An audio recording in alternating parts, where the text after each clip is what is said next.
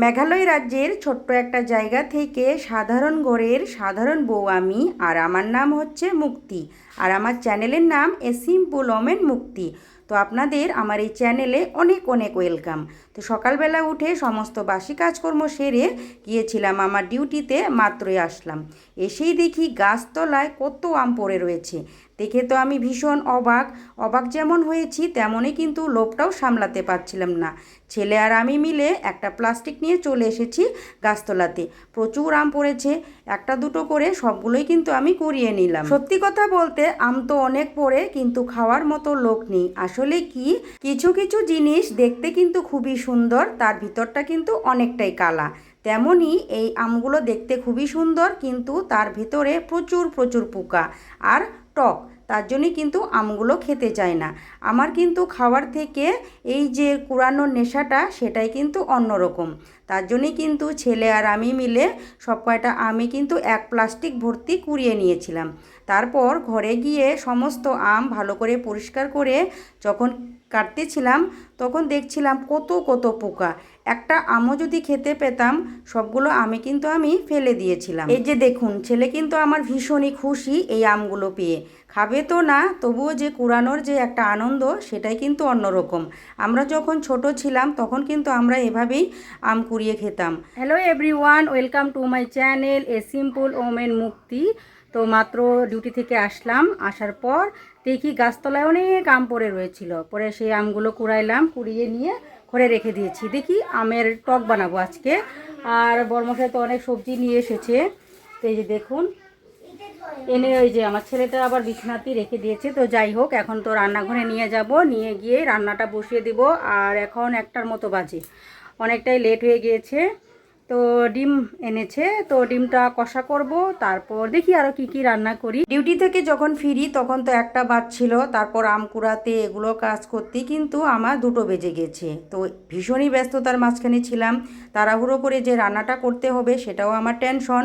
তার জন্যই ড্রেসটাও কিন্তু পাল্টাতে পারিনি। ঘরে এসে জানলা দরজা সব কিছু খুলে দিয়ে আগে প্রথমে ডিমটা বসিয়ে দিয়েছিলাম। তারপর ড্রেসটা চেঞ্জ করে এসে এই যে আবার কাটাকুটো শুরু করে দিয়েছি। প্রথমে আগে প্রিপারেশনটা না করে নিলে রান্নাটা তো আর তাড়াতাড়ি হবে না। আর প্রিপারেশন করতে গেলেও কিন্তু অনেকটা সময়েরই প্রয়োজন। একা হাতে সব কিছু সামলানো একটা কিন্তু কমতি কথা না। আমি কিন্তু বেশ কিছুদিন থেকেই একদমই সিম্পল সাদামাটা রান্না করে খাচ্ছি। তার জন্যই একটা স্পেশালভাবে বানাবো আর একটা সাদামাটাভাবে বানাবো। সাদামাটা বলতে ঝিঙ্গে আলুর পাতলা করে একটা ঝোল বানিয়েছি নিরামিষ, আর এদিকে ডিম কষা করব। ডিম কষাটা একটু স্পেশালভাবেই করব। আজকে চলুন শেয়ার করি আমি কিভাবে ডিম কষাটা বানাই। তো ডিমটা হালকাভাবে ভেজে নিলাম, তারপর তেল দিয়ে জিরে, তারপর কাঁচা লঙ্কা, কাঁচা পেঁয়াজ সব কিছু ফোড়ন দিয়ে ভালো করে ভেজে নিয়ে, সরি কাঁচা লঙ্কা তো দিইনি, শুকনো লঙ্কা দিয়েছিলাম, কারণ কাঁচা লঙ্কার এটা একটু বাড়তি ছিল। তো যাই হোক, তো এই যে দেখুন কষিয়ে নিয়ে ডিমটাও দিয়ে দিয়েছি, মশলাপাতি যা লাগে সব কিছু দিয়ে খুব ভালো করে কষিয়ে নিয়ে ঝোলটাও দিয়ে দিব। আর ওদিকে কিন্তু ঝিঙে সবজিটা হচ্ছে। তো এইভাবেই কিন্তু আমি রান্নাটা করি। অনেকটাই দেরি হয়ে গিয়েছে, না হলে তো আমি 4-5টাই রান্না করি। আর রান্না করতে করতে দেখুন আমি তো ঘেমেই গিয়েছিলাম। এর মাঝখানে কিন্তু আমি আবার ফ্যানের নিচে গিয়ে একটু ফ্যানের হাওয়াও খেয়ে এসেছি। এই যে বললাম প্রচুর গরম দিয়েছে। তো যাই হোক, এই যে দেখুন একটু জিরের গুঁড়া দিলাম, তারপর একটু গরম মশলা গুঁড়ো দিয়েছি, দিয়ে ডিম সহ এই মশলাগুলো সহ খুব ভালো করে কষিয়ে নিয়ে হালকা করে মানে অল্প করে একটু ঝোল দিয়ে দিব। মানে একটু কষা হবে, দেখতেও ভালো লাগবে আর খেতেও কিন্তু টেস্টি লাগবে। ডিম তো অবশ্য আমি খাই না, বর্মশাই, ছেলে আর একটা ভাগ্নে আছে আমার, তারা খাবে। তারপর বেশ অনেকক্ষণ পর কিন্তু আপনাদের সামনে আসলাম। আমাদের এর মাঝখানে খাওয়া দাওয়া হয়ে গেছে, রেস্টও হয়ে গিয়েছে। এখন 5টার মতো বাজে। বর্মশাই দোকানে গেল আর আমিও বিকেলের কাজকর্মটা শুরু করে দিলাম।